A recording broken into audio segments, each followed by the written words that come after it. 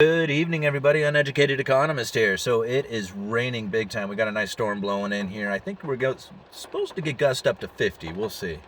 But definitely a lot of rain coming down right now.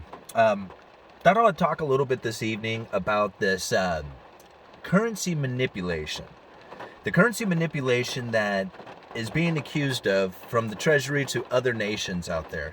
And every time I hear about how the United States is accusing another nation of doing currency manipulation, I laugh every time. Because if you have a fiat currency, you are a currency manipulator by default. I mean, printing up fake, fraudulent printed money and claiming that as real and putting it out to the system and making people pay debts, and you want to call somebody else a manipulator? They should come up with another name for that. It's obviously a currency war. And it's nice to see that they're still alive and well and that they haven't gone anywhere. I mean, not nice to see, I'm being facetious. But these currency wars, they're obviously still taking place. And every time that the United States goes to weaken its currency, printing up a bunch of money, you're going to find a lot of other nations out there are going to do the exact same thing in lockstep. And that's exactly what happens. On the practically the same day, same moment, same time, central banks around the world all together announced that the governments in conjunction with the central banks all said that they were going to go into the stimulus package deal of some sort. Quantitative easing, weakening of the currency, dropping of interest rates, all of them. All the major nations. And yet the United States can call out certain nations and say, you guys are manipulators? I mean, I understand why they're saying it. What I don't understand is how they believe that having a fiat currency, that people are going to abide by the rules. That there is even rules. I mean, the whole idea of fiat currency is a fake, fraudulent, paper-printed thing that buys real time from people and charges them an interest rate from it.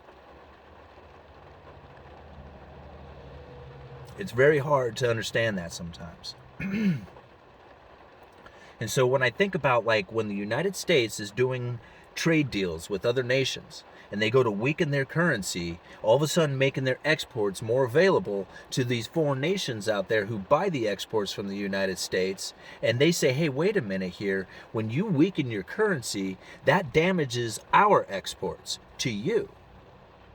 So they weaken their currency, and they try to weaken it a little bit more so they can get even more exports to the United States. And so the United States weakens their currency. And you have this game all over the world where everybody's trying to outpace and weaken their currency more than the other nations out there, all in an attempt to increase their exports. This is the currency wars that leads into trade wars. It leads into real wars.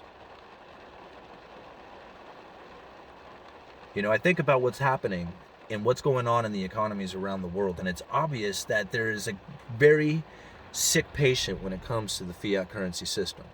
There's very little doubt in my mind that digital currencies will be taking place here at some point in the future, and it probably won't be too far away. And that transition into that currency will probably be most likely unnoticed by most people who don't pay attention to the banking system, who don't understand what the markets are.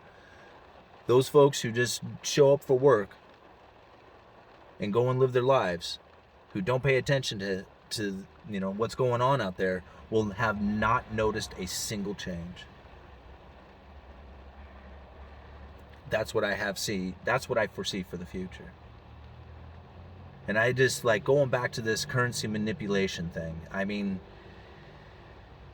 when it gets into the point where you cannot leave the system, where your wealth, your money is completely tracked, traced, and taxed, and they want to talk about manipulation. Uneducated Economist. You guys let me know.